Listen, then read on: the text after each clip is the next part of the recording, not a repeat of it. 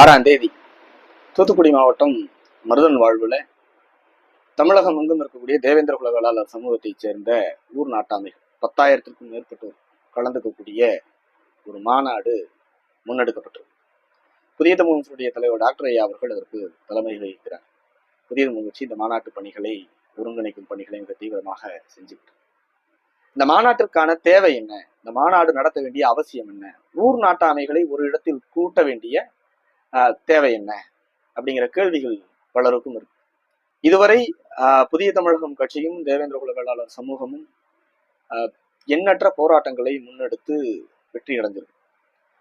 ஆனால் அப்பவெல்லாம் சமூகம் அந்த போராட்டங்களை நடத்திய காலகட்டம், அந்த போராட்டத்தில் பங்கெடுத்த தேவேந்திர குல வேளாளர்கள் அப்போது இருந்த அரசியல் புரிதல், அதுவெல்லாம் ஒரு பெரிய தலைகீழ் மாற்றத்தை நிகழ்த்தக்கூடிய அளவிற்கு சமூகத்தில் ஒரு புரிதல் இருந்தது. ஆனால் மெல்ல மெல்ல அந்த புரிதல்